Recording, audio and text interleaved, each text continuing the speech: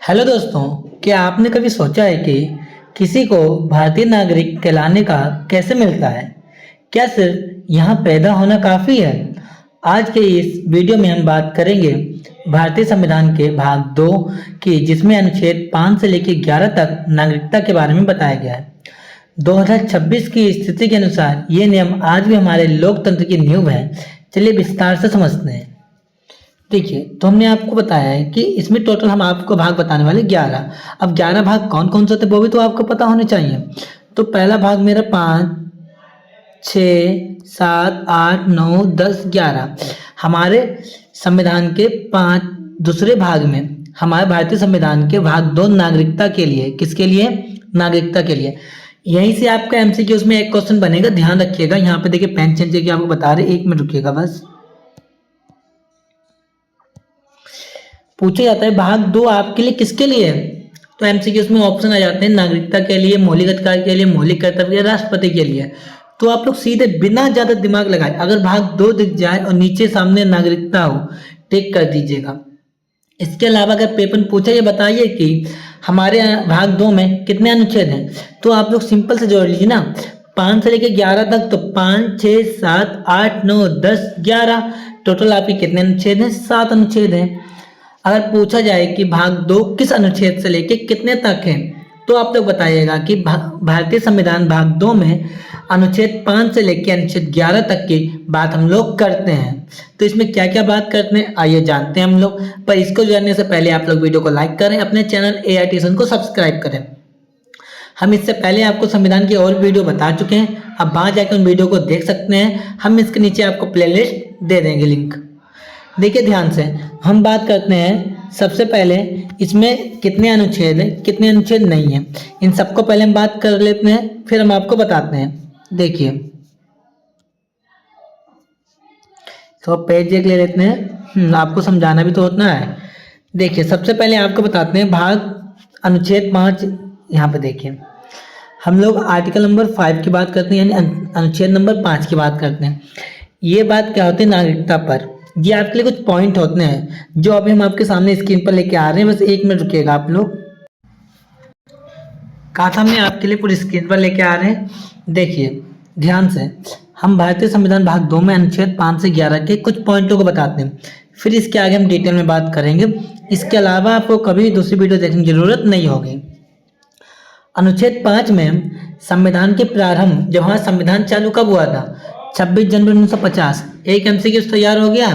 Paper में ज्यादा पूछा जाता है कि हमारा भारतीय संविधान कब प्रारंभ हुआ? 26 जनवरी 1950 पर। और अनुच्छेद 5 है नागरिकता के लिए, किसके लिए? नागरिकता के लिए। अनुच्छेद 6 पाकिस्तान से भारत आए व्यक्तियों के नागरिकता अधिकार। देखिए अनुच्छेद 6 में क्या होता है कि पाकिस्तान से भारत में जो व्यक्ति आए हैं उनका क्या नागरिक अधिकार होना चाहिए, ये भी हमारे भारतीय संविधान भाग 2 में अनुच्छेद नंबर 6 पर डिपेंड करता है कि पाकिस्तानी भारतीयों को यह नागरिकता मिलनी चाहिए या नहीं। अनुच्छेद 7, भारत से पाकिस्तान गए लेकिन बाद में वापस आए लोगों के लिए अधिकार। इसने बोला गया कि भारतीय लोग पहले पाकिस्तान गए, पाकिस्तान से फिर भारत में आ गए, तो क्या उन्हें अधिकार मिलना चाहिए नहीं मिलना चाहिए? ये भी तो कंफ्यूज होते हैं ना। कुछ लोग पहले भारत में रहते हैं, फिर पाकिस्तान जाते हैं, फिर भारत में आते हैं। तो सरकार ने कहा इसका भी समाधान है। तो आपका भारतीय संविधान के भाग 2 में अनुच्छेद नंबर 7 में इसका कारण समस्या मिल जाएगी। अनुच्छेद 8 किसकी बात करना है? तो बोला गया है कि अनुच्छेद 8 में आपको भारत के बाहर रहने वाले भारतीय मूल के व्यक्तियों की नागरिकता का अधिकार। बोला कि भारत के बाहर दूसरे देश में जो लोग रहते हैं तो उन मूल व्यक्तियों की नागरिकता का अधिकार है या नहीं है, उसकी बात करिए कि भारतीय लोग हैं, भारत के बाहर रह रहे हैं, क्या उन्हें अधिकार है या नहीं है भारत नागरिकता का? इसकी बात अनुच्छेद 8 में कही है। अनुच्छेद 9, ये तो कोई स्वेच्छा से दूसरे देश की नागरिकता लेता है तो उसकी भारतीय नागरिकता समाप्त हो जाएगी।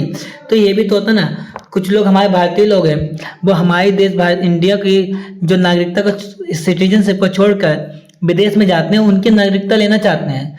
तो डॉक्टर भीमराव अंबेडकर जी ने कहा क्या इसका कोई समाधान है? तो हाँ, उन्होंने कहा कि भारतीय संविधान भाग 2 में अनुच्छेद नंबर 9 में आपको इसका समाधान मिल जाएगा। इसके बाद अनुच्छेद 10 की भी बात कर लेते लगे। देखिए अनुच्छेद 10 में नागरिकता के अधिकार का बना रहना, मतलब भारत के नागरिक बने रहने के क्या क्या करना पड़ता है वो भी तुम लोगों को पता होना चाहिए। क्योंकि अगर आप लोग मेरी वीडियो देख रहे हैं यानी कि हम मान सकते हैं कि आपका 12th तक हो चुका है, आप 12वीं पास हो गए होंगे, तो आपको इतने तो अधिकार होने चाहिए कि आप इन सब के बारे में जान सकें। अनुच्छेद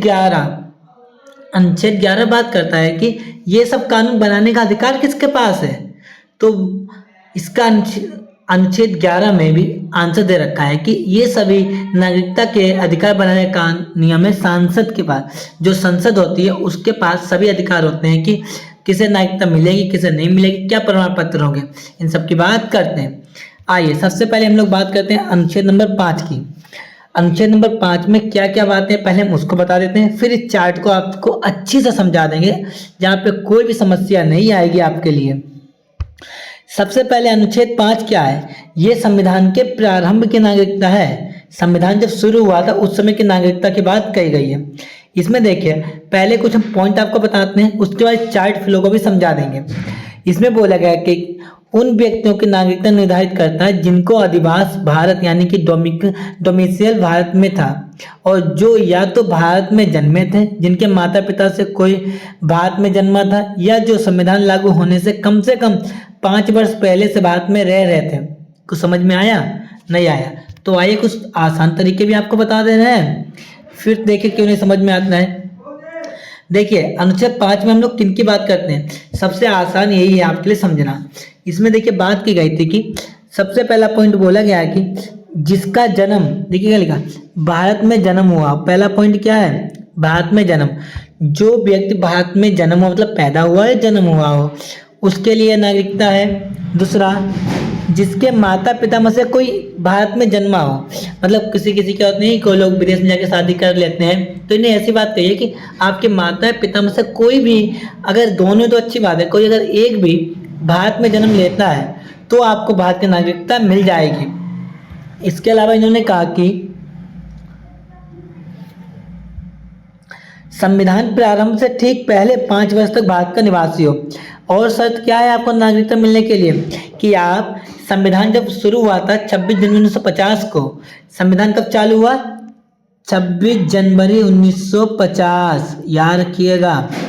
तो अगर उसके 5 साल पहले, यानी कि जब बात 1950 की मतलब बोलते हैं ये कह रहे हैं कि अगर आप 1950 से आप 5 साल पहले, अब इससे 5 साल पहले की बात कर रहे हैं तो 1950 यानी कि 45, अगर आप 1945 के उम्र से भारत में रह रहे हैं तो आपको नागरिकता मिल जाएगी।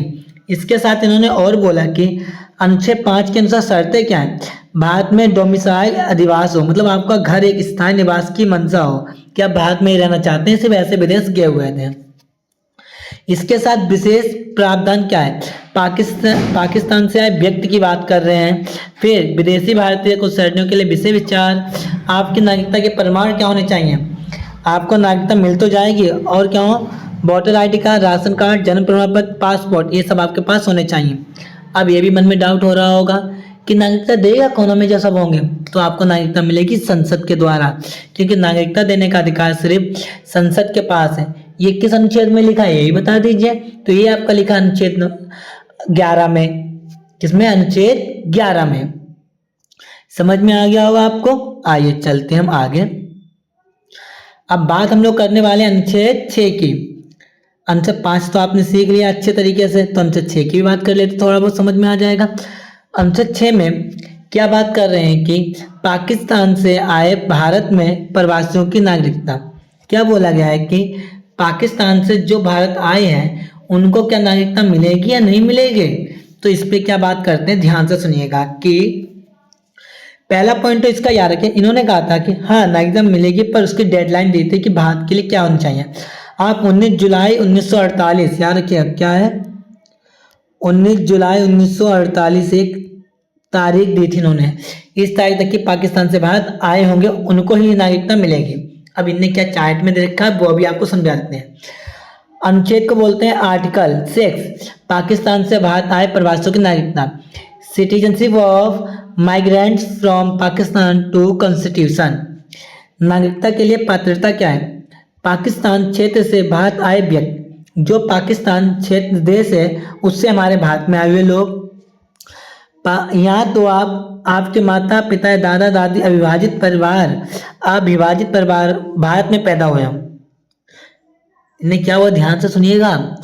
पाकिस्तान क्षेत्र से आए व्यक्ति के लिए क्या क्या होते हैं, आपके माता पिता कोई भी भारत बंटवारे से पहले आप भारत में रह रहे हो। उसके अलावा इन्होंने कहा था कि अनुच्छेद 6 के अनुसार शर्त भी रखे थे, आप 19 जुलाई 1948 से पहले, यानी कि संविधान 50 में लिखा उससे पहले की बात कर रहे हैं, आप उससे पहले भारत में निवास करने आ जाए। अनुच्छेद में क्या लिखा था कि आप 19 जुलाई 1948 से पहले भारत में आगमन करें, मतलब भारत में आ जाएं। फिर उन्होंने बोला कि उसके बाद क्या करें, मतलब हम तो भारत में आ गए भाई, अब हमें क्या करना चाहिए। तो इन्होंने बोला कि आपको 19 जुलाई 1948 या उसके बाद अगर आए हैं तो आपको पंजीकरण अनिवार्य होगा।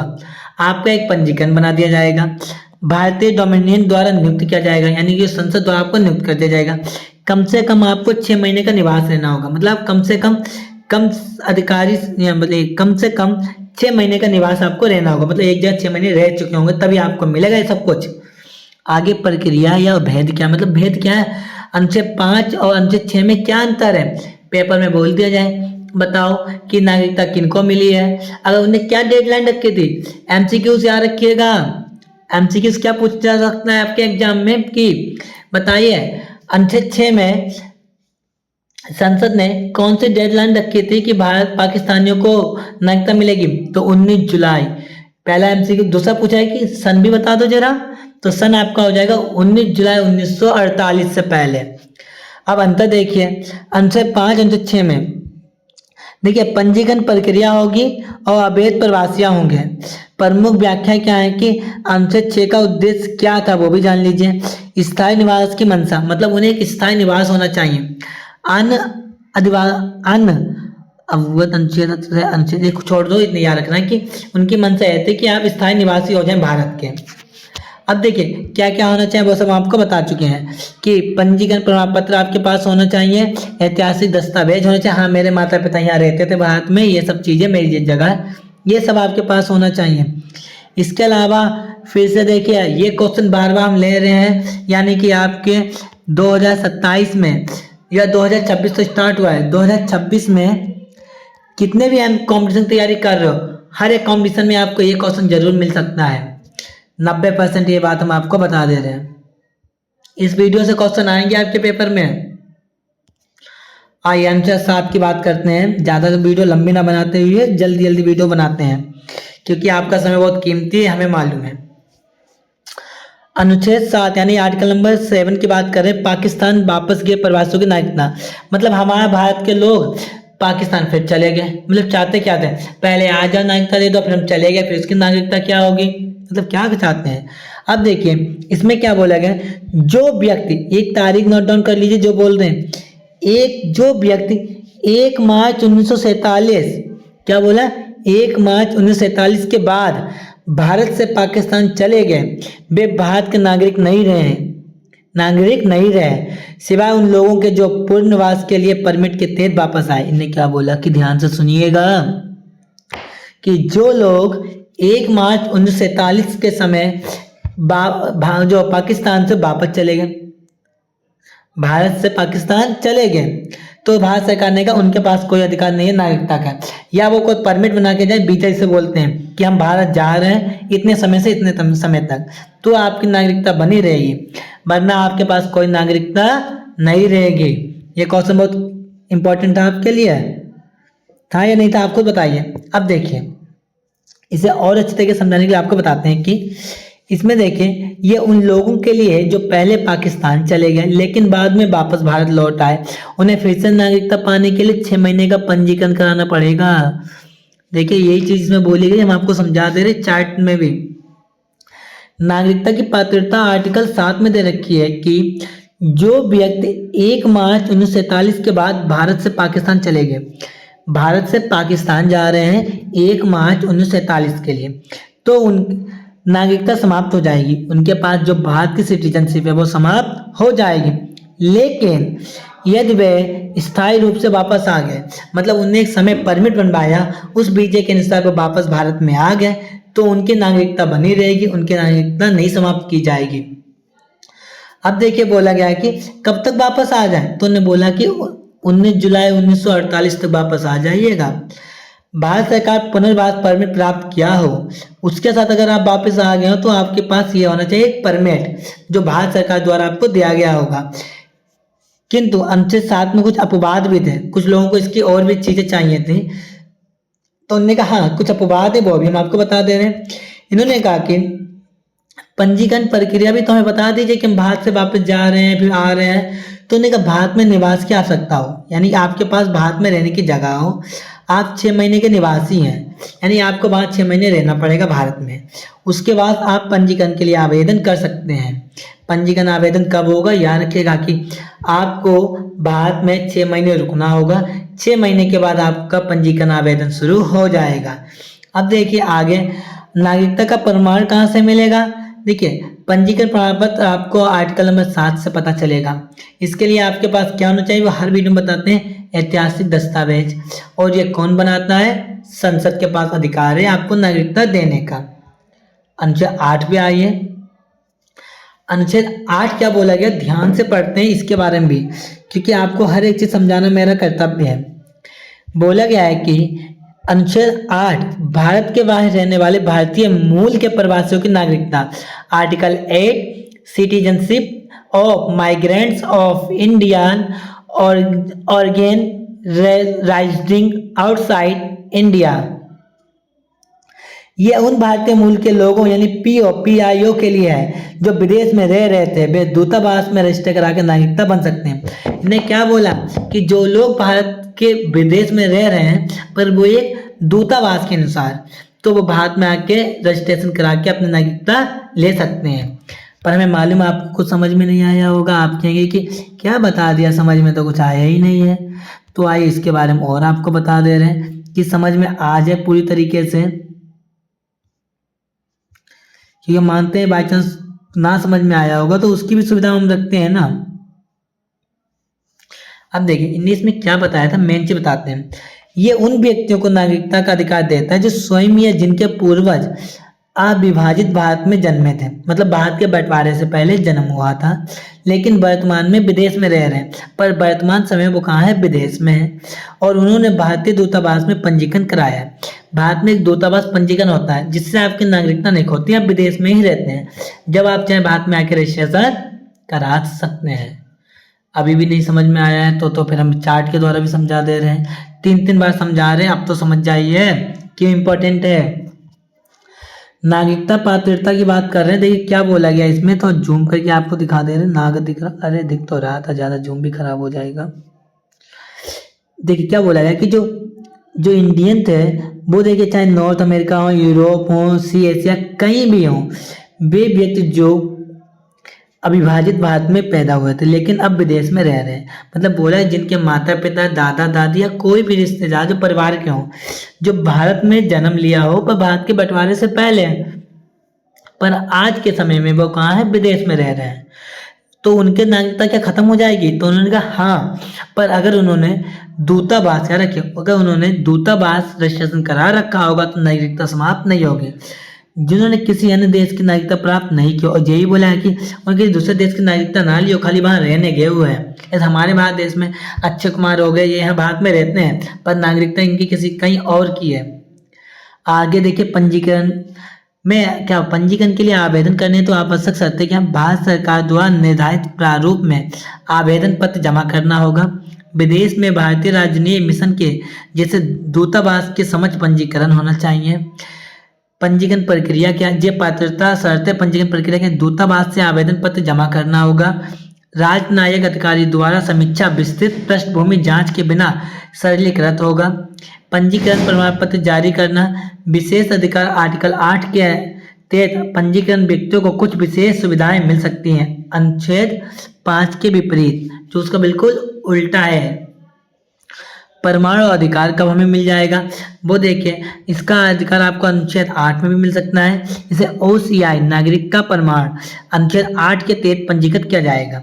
जिसे OCI बोला गया नागरिकता का प्रमाण, ये आपको अनुच्छेद 8 के तहत ही मिलेगा। और कौन लोग वंचित नहीं है, ऐसे पंजीकृत व्यक्ति नागरिकता खोने से बचे रह सकते हैं यदि वे संविधान के प्रति निष्ठा रखते हैं। इन्हें बोला कि ऐसे व्यक्ति होते हैं जो लोग अपनी नागरिकता खोने से बच सकते हैं, जो संविधान के प्रति निष्ठा बनाए रखे हैं, उन्हें पूरा विश्वास हो। अब बताइए बात करते हैं हम लोग किसकी है, अनुच्छेद नंबर 9 की। सही है, बात कर रहे हैं, पर आपने वीडियो को लाइक किया अभी तक नहीं किया, गलत बात है ना। इतनी मेहनत करके आपके लिए पूरा भाग 2 लेके आए हुए हैं, चार्ट जो समझा रहे हैं, इसकी PPT भी हम आपको अपने टेलीग्राम AR नोट्स पे दे देंगे जाके, इसके लिंक भी लगा देंगे डिस्क्रिप्शन में। फिर भी आप लोग नहीं मेहनत कर रहे हैं। अब बताइए हमसे क्या हो सकता है, वो सब हम कर रहे हैं, थोड़ा काम आप भी कर लीजिएगा। चलिए ठीक है, लाइक कर दीजिए, शेयर कर दीजिएगा, ज़्यादा कुछ नहीं आपसे मांग सकते हम, जितना मांग रहे उतना दिया नहीं जा रहा आपको। देखिए अनुच्छेद 9 इसकी बात क्या है, स्वेच्छा से किसी विदेश राज्य की नागरिकता प्राप्त करने पर नागरिकता की समाप्ति संविधान के सिद्धांत को दर्शाना। अनुच्छेद 1 एकल नागरिकता, याद रखिएगा। अब यहाँ पे एक MCQs बन गया आपका, देखिए ध्यान से। भारत में कैसे नागरिकता है, भारत में एकल नागरिकता है, मतलब आप एक ही देश की नागरिकता ले सकते हैं, एक साथ 2 देशों की नागरिकता नहीं मिलेगी आपको। इसमें बात हम करने वाले हैं कि जो लोग हमारे भारत देश से अपनी स्वेच्छा से विदेश में जाकर नागरिकता ले ली वहां की, तो हमारे भारत की नागरिकता उनके लिए समाप्त हो जाएगी। आया समझ में, नहीं आया? नहीं आया, चलिए चार्ट को देख लेते हैं और अच्छे समझ जा देंगे आपको। परेशानी की किसी चीज की नहीं है, आपको हर एक चीज का हल मिलेगा। सबसे पहले स्वेच्छा से नागरिकता त्याग, कुछ लोग होते हैं अपनी मर्जी से अपने भारत की नागरिकता को त्याग देते हैं।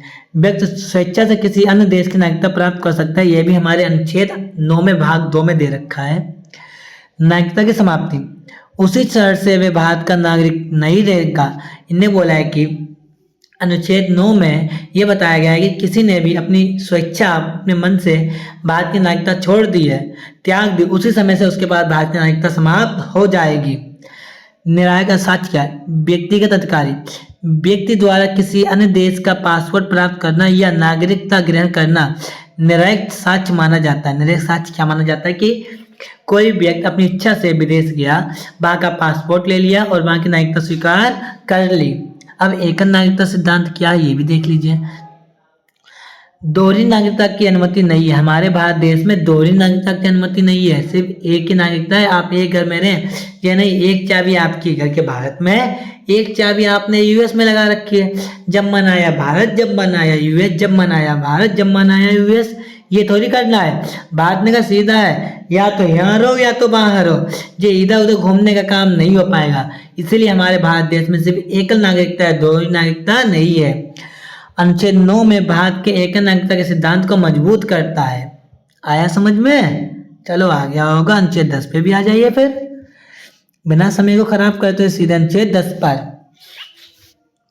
अनुच्छेद 10 किसकी बात कर रहा है, नागरिकता के अधिकारों को बना रहना। हमारे देश में नागरिकता का अधिकार कैसे बना रहेगा, संविधान के सिद्धांत को दर्शाना। अनुच्छेद 8 को निरंतरता है। देखिए इसमें बोला प्रत्येक व्यक्ति जो इस भाग के किसी भी प्रावधान के तहत भारत का नागरिक है, वे नागरिक बना रहेगा, बशर्ते संसद द्वारा बनाए गए किसी कानून के अधीन ऐसा हो। ना समझ में आता है, हमें मालूम है आप लोगों को, चलिए समझाते हैं इसमें भी। इन्होंने बोला कि अनुच्छेद 10 के अनुसार आपकी नागरिकता तब तक बनी रहेगी जब तक संसद कोई नया कानून ना लागू कर दे। आ गया समझ में? नहीं आया? आगे देख लीजिए। संवैधानिक निरंतरता क्या है, निरंतरता का सिद्धांत, संसद द्वारा बनाए गए कानूनों के अधीन नागरिकता बनी रहती है। इनने का नागरिकता आपके 1950 से लेकर वर्तमान में बनी रहेगी जब तक संसद कोई नया कानून ना लागू कर दे। संसदीय विनिमय में क्या है, नागरिकता के अधिकारों को नियंत्रित, विनिमय या संशोधित करने की शक्ति किसके पास होने है, संसद के पास है। स्वेच्छा की नागरिकता, विदेशी प्रभाव क्या है, ये सुनिश्चित करता है कि नागरिकता के अधिकार मनमाने ढंग से नहीं छीने जा सकते। इन्होंने बोला कि आप किसी के भी मन से जने की नागरिकता छीन लो, ऐसा ना आप नहीं कर सकते हैं। यह संसद के अनुसार हमारे अनुच्छेद 10 में भी लिखा है कि कोई आपसे लड़ने आ जाए, बोले कि आज से तुम्हारे भारत की नागरिकता खत्म, अरे तुम पूछो क्यों क्यों खत्म हुई? आप मुझे प्रमाण पत्र बताइए, कुछ भी है मेरे पास सबूत है। आप सभी सबूत दिखाए संसद में जाके आपकी नागरिकता नहीं छीन सकती है। अगर आपने उन आर्टिकल हमारे संविधान भाग 2 अनुच्छेद 5 से 11 तक सभी अच्छे से पढ़ रखे हैं तो आपसे आपका कोई भी नागरिकता नहीं छीन सकता है भारत में। एकल और अखंडता क्या होती है? अखंड भारत, ये अनुच्छेद भारत में एकल नागरिकता और देश की अखंडता का सिद्धांत को मजबूत करता है। भारत में अखंडता बनी रहे और एकल सिद्धांत रहे, वो अनुच्छेद 10 के अनुसार ही हो पाएगा। लास्ट आपका अनुच्छेद 11, अनुच्छेद 11 क्या है इसे ही पढ़ लेते हैं। देखिए इसमें बोला गया कि संसद द्वारा नागरिकता के अधिकार का विधि द्वारा विनिमय या संविधान के सिद्धांतों को दर्शाना है। अनुच्छेद 11 को विनियमन बोला जाता है। अब देखिए इसमें बोला गया कि संविधान संसद को नागरिकता के अर्जन और समाप्ति तथा नागरिकता से संबंधित अन्य सभी मामलों पर कानून बनाने की पूर्ण शक्ति देता है। इस शक्ति का उपयोग करते हुए संसद ने नागरिकता अधिनियम 1955 पारित किया था। कितना याद रखें, यहाँ पे हम आपको लिख के दिखा दे रहे हैं 1955 इन्होंने नागरिकता अधिनियम 1955 पारित किया था, किसने? संसद ने। अब देखिए इसमें कुछ और अच्छी तरीके से आपको समझाना चाहिए और बता सकते हैं। बोला गया है कि ये संसद को मास्टर की देता है, जो संसद होता है उसे कौन मास्टर की देता है? अनुच्छेद 11, संविधान ने नागरिकता के नियम तय करना का पूरा अधिकार संसद को दे दिया है, जिसके तहत नागरिकता अधिकार 1955 बना है और बाद में CAA संशोधन हुए। इसमें कौन कौन से संशोधन हुए? CAA संशोधन हुए थे अनुच्छेद 55 में, वो अधिनियम 1955 में CAA जैसे संशोधन हुए थे। अब देखें इनके क्या है? विधेयी सर्वोच्चता है, बिना विधि की शक्ति, इनकी कोई विधि नहीं होती, शक्ति होती है। संसद को नागरिकता के किसी भी पहलू पर कानून बनाने का अधिकार होता है। संसद नागरिकता के लिए किसी भी, आप सबसे लड़ सकते हैं पर संसद से मत लड़ने, उसके पास सब प्रकार के नियम होते हैं, वो आपको किसी प्रकार से आपकी नागरिकता छीन सकता है। विनिमय का विस्तार, सभी विषयों पर नियंत्रण होता है संसद का, नागरिकता जैसे अर्जन, समाप्ति और सब कुछ। इसमें नागरिकता का अर्जन हो गया, समाप्ति और इससे संबंधित सभी अन्य विषय भी शामिल होते हैं। अनुच्छेद 11 में संवैधानिक सीमाएं क्या है? संविधान के सिद्धांतों के अधीन संसद और नागरिकता के अधिकार है। ये शक्ति संविधान के अन्य प्रावधानों और मौलिक अधिकारों के उल्लंघन में इस्तेमाल नहीं की जा सकती। इन्होंने बोला है कि संसद भी जो संवैधानिक सीमाएं हैं उनको किसी भी अनुच्छेद के अनुसार या उल्लंघन नहीं कर सकते, मौलिक अधिकारों के अनुसार उल्लंघन नहीं किया जा सकता है। इसका उदाहरण नागरिकता अधिनियम का उदाहरण क्या है? नागरिकता एक्ट 1955, नागरिकता एक्ट 1955 इसके तहत संसद नागरिकता अधिनियम 1955 जैसे कानून बना सकती है। सरकार 1955 जैसे कानून बना सकती है। बताए समझ में आया? हमें मालूम था कुछ लोग वीडियो छोड़ के जा चुके होंगे, बस लास्ट में तो आपके लिए इंपॉर्टेंट वीडियो होती है। इसे और अच्छी तरीके से कैसे हम छोटे बच्चों की तरह याद कर सकते हैं, अब देखिए आपके छोटे बच्चों तरीका याद करने का तरीका दिखा रहे हैं। देखिए ध्यान से, पहले इस सबको इरेज कर दें, छोड़ो इरेज ना करें, पेन चेंज करते हैं कि इसका स्क्रीनशॉट आपको दे देंगे, आपको दिक्कत नहीं होगी।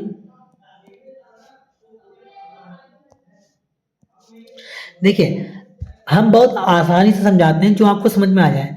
अनुच्छेद 5 है, इसे मानते हैं घर का बच्चा है। अनुच्छेद 5 को क्या मानते हैं? जी घर का बच्चा जो स्कूल के अंदर ही पैदा हुआ था और जिसके पेरेंट्स पहले से स्कूल में थे। अनुच्छेद 5 क्या है? घर का अपना बच्चा है। घर का अपना बच्चा मतलब क्या होता है? जिसके माता पिता स्कूल में, इसके माता पिता के अंदर ही पैदा हुए थे, जिसके माता पिता स्कूल के अंदर ही पैदा हुए थे और जिसके पेरेंट्स यानी पहले से स्कूल में थे, वो अनुच्छेद 5 में आते हैं। जैसे हम लोग, जो हमारे माता पिता दादा बाबा सब भारत में रहे हैं और अभी भी हम लोग भारत में रह रहे हैं, तो अनुच्छेद 5 समझ में आ गया। जो भारत में रह रहे हैं उनके माता पिता भी भारत में थे, उन्होंने ना तो भाई इधर घूमना ना उधर पर कुछ इधर उधर का काम नहीं किया था। अब देखिए अनुच्छेद 6 किसकी बात करते हैं? अनुच्छेद 6 की बात करें, नया एडमिशन, स्कूल में नया एडमिशन आता है तो दूसरी बात करते हैं कि हमारे भारत देश में जो नया व्यक्ति आ रहा है वो पाकिस्तान से आ रहा है, तो हमारे भारत में एक नया एडमिशन हो रहा है। तो यार क्या, पाकिस्तान से जब कोई हमारे भारत में आता है, दूसरे स्कूल से जब हमारे स्कूल में आता है, वही समझ लीजिए कि पाकिस्तान भारत में आता है तो नया एडमिशन हुआ। नया एडमिशन आपका आता है अनुच्छेद 6 में। अनुच्छेद 7 किसके लिए? अनुच्छेद 7 गलती सुधारना, मतलब कुछ लोग गलती हो जाती, नहीं भाई हम तो भारत में नहीं रहेंगे, हम पाकिस्तान जा रहे हैं। फिर वो कहते हैं नहीं भाई पाकिस्तान में मुझको नहीं अच्छा लग रहा है, वहाँ पे सब कुछ महंगाई है, ये कहने के लिए वो फिर से पाकिस्तान छोड़ के भारत में आ जाते हैं। तो क्या बोलेगा कि कुछ बच्चों से गलतियां हो जाती हैं तो उन्हें एक मौका देना चाहिए। तो गलती सुधारने का काम हुआ उनसे साथ में, कि जो व्यक्ति पाकिस्तान जाके भारत फिर पाकिस्तान से खेल रहे थे, तो उनकी गलती को माफ करने के लिए सरकार ने कहा चलो बच्चे हैं माफ कर दो, तो उनके लिए अनुच्छेद 7 का प्रयोग किया गया था। अब देखिए कुछ लोग बोलेंगे आपने अच्छे समझा दिया, अनुच्छेद 8 क्या वो भी समझ लीजिए। इसमें बोला गया ऑनलाइन क्लास, क्या बोला गया ऑनलाइन क्लास। कुछ जो बच्चे विदेश में रहते हैं यानी उनको पहला भारत थे, क्या बोला गया जिनका परिवार भारत में था, जिसे NRI बोला जाता है, तो वो ऑनलाइन क्लास के हिसाब से अनुच्छेद 8 ऑनलाइन क्लास कि वो लोग विदेश में बैठे बैठे हमारे भारत देश की सब निगरानी कर रहे हैं।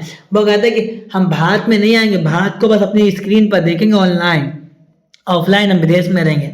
तो ऐसे लोगों के लिए अनुच्छेद 8 को ही बनाया गया था। अब आप कहेंगे ठीक है अनुच्छेद 9 किसके लिए है, तो अनुच्छेद 9 है दोस्ती खत्म। अनुच्छेद 9 किसके लिए, दोस्ती खत्म। यानी बोला गया है कि मेरा एक दोस्त हमारे स्कूल में था, दूसरा दोस्त मेरे स्कूल से वो नाम कटवा के दूसरे स्कूल में जा रहा है, तो हमने उसके आगे शर्त रखी अगर तुम दूसरे स्कूल में गए तो आज से हमारी दोस्ती खत्म। वो यहाँ पे भारत सरकार ने भी किया था। हमारे देखिए भारत की नागरिकता जिनके पास थी उनने हमारी नागरिकता छोड़कर दूसरी नागरिकता ली, तो मतलब क्या हुआ, हमारी जगह छोड़कर दूसरी जगह रहने गए ना, तो भारत ने कहा आज से तुम्हारा मेरा काम खत्म, हम ना तुम्हें जानते ना तुम हमें जानते, हमारी दोस्ती खत्म, यानी तुम अपने रास्ते हम अपने रास्ते। इसीलिए बोला गया अनुच्छेद 9 किसके, दोस्ती खत्म। अनुच्छेद 10 किसकी बात करता है, गारंटी। अनुच्छेद 10 किसकी, गारंटी। कहता है कि हम गारंटी लेते हैं जब तक आप इस स्कूल में नियम नहीं तोड़ते हैं तो हम आपके नाम नहीं काटेंगे। क्या बोला अनुच्छेद 10 के अनुसार कि जब तक आप हमारे संविधान के खिलाफ या कोई कुछ ऐसा काम नहीं करते हैं जिससे हमें आपकी नागरिकता छीननी पड़े, जब तक हमारा भरोसा है कि आपकी नागरिकता बनी रहेगी। वो यहाँ पे बोला गया है क्या, मालूम चला क्या, गारंटी। मैं आपको गारंटी देता हूँ, अनुच्छेद 10 गारंटी के लिए हो गया। अब कहेंगे अनुच्छेद 11, अनुच्छेद 11 की बात करते हैं स्कूल के प्रिंसिपल सर। स्कूल के प्रिंसिपल सर के पास बहुत पावर होती है, वो जो बच्चे का एडमिशन कर सकते हैं, जो बच्चे का एडमिशन काट सकते हैं, क्या डॉक्यूमेंट लेंगे क्या नहीं लेंगे, वो सब पास किसके पास होती है अधिकार, प्रिंसिपल के पास। तो वो अनुच्छेद 11 में किसके पास है, संसद के पास। तो बात तो वो ही हुई ना, जैसे स्कूल के प्रिंसिपल वैसे अनुच्छेद 11 के संसद, अनुच्छेद 11 के संसद। बताइए अब तो आपको अच्छे समझ में आ गया होगा। तो बस वीडियो को लाइक कर दें, अपने चैनल AIT सब्सक्राइब करें, अपने बेल आइकन को ऑन करें, जिससे सबसे पहले मेरी वीडियो का नोटिफिकेशन आप तक पहुंचेगा, आप मेरी वीडियो को मिस नहीं कर पाएंगे। आज के लिए बस इतना ही। जय हिंद।